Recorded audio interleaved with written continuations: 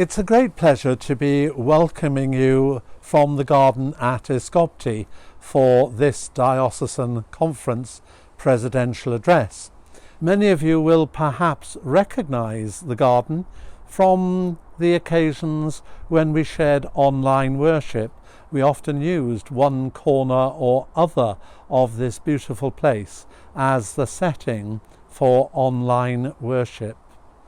And it's a very deliberate choice because, as you'll see, I want to use the theme of garden as we approach our diocesan conference this year and the theme of eco-church. This garden is a delightful place, a place of rest and of recreation, and I feel very privileged that the Church in Wales and the Diocese of St. Asaph has called me to ministry here and given me such a home and garden in which to rejoice. And we recall that in the book Genesis, we learn in Genesis chapter 1 that when God created humanity, he placed them in a garden, the Garden of Eden. But God says something very interesting to the first man, Adam, when he is created. He says, "Take you dominion of all the creatures of the world." And that word dominion has a chilling tone to it. It sounds as if we're being given permission to take control of the world. And indeed, down through the centuries, that is exactly what humanity has done. We have mined the mineral wealth of the earth and used it both to create things of beauty and to build houses of stone and shelters and temples and palaces. We have exploited the wealth of the sea to provide us with food. We have used the animal life for the labour that they can provide as creatures of draught or of agriculture, and again as a source of food for our tables. And there is a sense in which taking dominion of the world has perhaps meant that we've abused it. We've enriched ourselves and we've not really cared for the world in which we've lived. And yet, I would like to suggest to you that the word dominion does not have to be seen in this way. It doesn't have to be seen as control. And perhaps a far better word would be the word stewardship.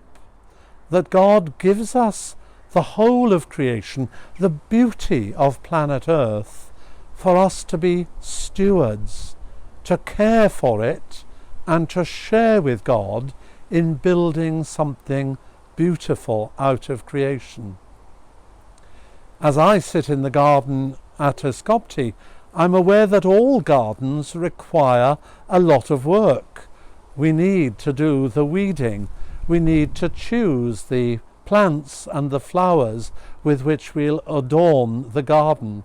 It needs constant maintenance. And a garden is perhaps the approach that we should apply to creation as a whole, that we should care for the world and work with God to transform it, to turn it into something even more beautiful, even more enticing, even more singing the praise of God in the beauty of the world around us. We're called not so much to dominate as to cooperate, to become fellow workers with God in caring for creation and extending the beauty of the world around us. The Garden of Eden is also known as paradise, and paradise is a Persian word simply meaning the garden.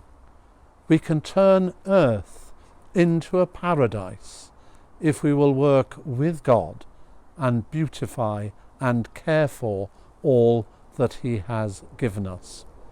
So I hope that this conference will enable us to look again at our duty towards creation, that we will seek not so much to receive from creation, to take from creation, but to give and to share and rejoice in God's blessing to us. This last year has undoubtedly been very difficult for the life of the Church, and yet I'm profoundly grateful for the resilience of the Taili Asaf. We have learned new ways of worship. We have found ways to serve our communities and the needy in our society. We have achieved a great deal, and the diocese has come through the period of COVID with a great deal of resilience and hope for the future.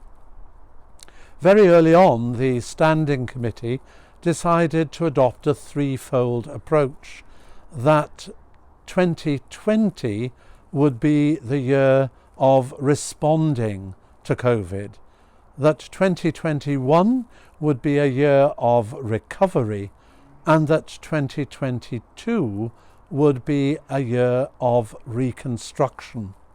Well, we don't really know what lies ahead of us still in this coming winter.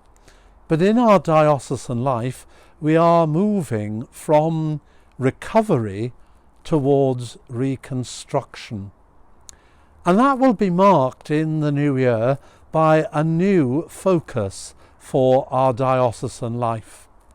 For several years now, we've used the short mission statement, the short vision statement, unlocking our potential.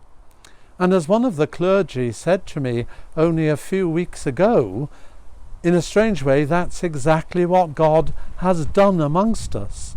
We've seen the unlocking of great potential in our congregations, in our mission, in new ways of worshipping. We've found new leadership, both lay and ordained. We've seen an increase in vocations. We've seen a new exciting attitude towards what we can do in our mission and in our common life. God has been faithful and has unlocked our potential. So it's time for something new, something to whet our appetite and set our goals for the future. And the Bishop's staff team have been working with the Standing Committee, and in a few weeks you'll discover more about what we plan for the future. Quite simply, we've asked, what should we be doing as churches? What is our central mission? And we've taken 3 words very familiar from the scriptures. We've decided that our task is to grow faith, to bring hope, and to demonstrate love. Now, this address, I'm afraid, is only a taster of what is to come. If you want to find out more of what we hope to achieve by adopting these 3 words, then you'll have to wait for my Advent message. And in the new year, we hope to produce a manifesto, if you like, about how we live our common life together. There's no doubt that the New Testament places huge emphasis on these 3 words. We're called to have faith in God.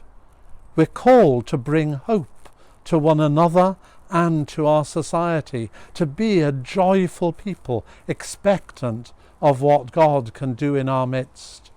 And we're called to be people of love, loving God and loving one another.